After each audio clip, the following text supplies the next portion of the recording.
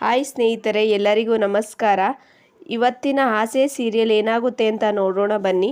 ನೀವು ನಮ್ಮ ಚಾನಲ್ನ ಫಸ್ಟ್ ಟೈಮ್ ನೋಡ್ತಾ ಇದ್ದರೆ ಪ್ಲೀಸ್ ಸಬ್ಸ್ಕ್ರೈಬ್ ಮಾಡ್ಕೊಂಡು ನೋಡಿ. ನಿಮ್ಮ ಸಪೋರ್ಟ್ ನಮಗೆ ತುಂಬ ಮುಖ್ಯ. ಮೊದಲಿಗೆ ಪುರೋಹಿತರಿಗೆ ರೋಹಿಣಿ ಗಾಬರಿಯಿಂದ ತಂದೆ ಹೆಸರು ಧನ್ರಾಜ್ ಅಂತಾಳೆ. ರಾಶಿ ನಕ್ಷತ್ರ ಮಾತ್ರ ಸುಳ್ಳು ಹೇಳ್ತಾಳೆ. ಆಗ ಪುರೋಹಿತರು ಅದು ಬರಲ್ಲ ಅಂದಾಗ ಮೀನಾ ಕೃತಿಕ ರಾಶಿ ಮತ್ತು ಮೀನ ರಾಶಿ ಬರುತ್ತೆ ಅಂತಾಳೆ.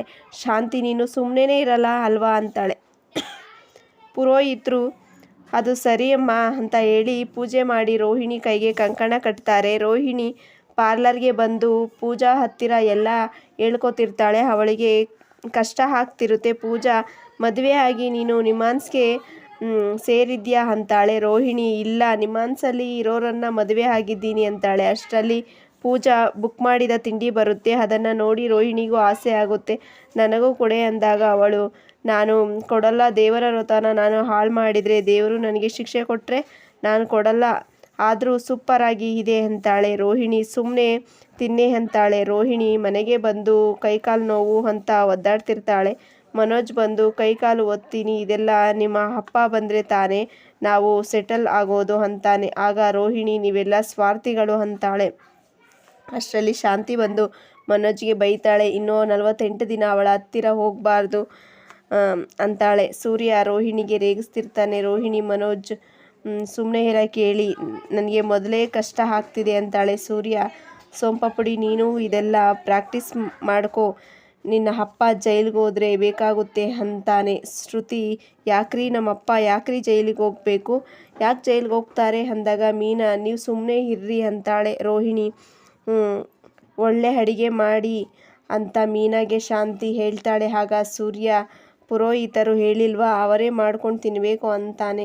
ಮೀನಾ ನಾನು ಅವಲಕ್ಕಿ ಮಾಡಿಕೊಡ್ತೀನಿ ಅಂದಾಗ ಶಾಂತಿ ನೀನು ಅವರಪ್ಪ ಬರಬಾರ್ದು ಅಂತ ತಾನೆ ಅಂತ ಹೇಳಿ ರೋಹಿಣಿ ಬಾರಮ್ಮ ನೀನು ಉಪ್ಪು ಇಲ್ದಿರೋ ಮೊಸರನ್ನ ಮಾಡಿಕೊಡ್ತೀನಿ ಮಾಡಿಕೊಂಡು ತಿನ್ನು ಅಂತಾಳೆ.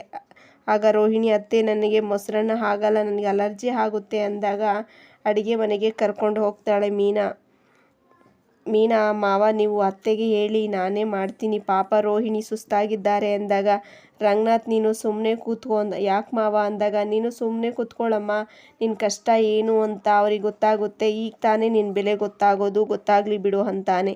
ರೋಹಿಣಿಗೆ ಶಾಂತಿ ಅವಲಕ್ಕಿ ಮಾಡ್ಕೊ ಅಂತಾಳೆ. ಆದರೆ ಅವಳಿಗೆ ಕಷ್ಟ ಆಗ್ತಿರುತ್ತೆ. ಈರುಳ್ಳಿ ಕಟ್ ಮಾಡ್ತೀನಿ ಅಂದಾಗ ವ್ರತ ಮಾಡೋರು ಈರುಳ್ಳಿ ಬೆಳ್ಳುಳ್ಳಿ ತಿನ್ನಬಾರ್ದು, ಅಷ್ಟು ಗೊತ್ತಾಗಲ್ವಾ ನಿನಗೆ, ಆಚಾರ ಇಲ್ಲ ವಿಚಾರ ಇಲ್ಲ ಅಂತಾಳೆ. ರೋಹಿಣಿಗೆ ತುಂಬ ಬೈತಿರ್ತಾಳೆ. ಉಪ್ಪು ಹಾಕಬೇಡ ಅಂತ ಬೈತಾಳೆ.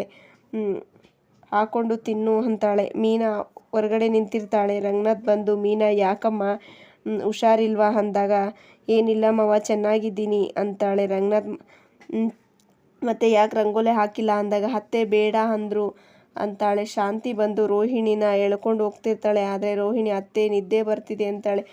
ಅವಳು ಸೂರ್ಯ ನೆತ್ತಿ ಮೇಲೆ ಬಂದರೂ ನಿನಗೆ ನಿದ್ದೆ ಹೋಗಿಲ್ವಾ ಬಾ ಅಂತ ಕರ್ಕೊಂಡು ಹೋಗ್ತಿರ್ತಾಳೆ.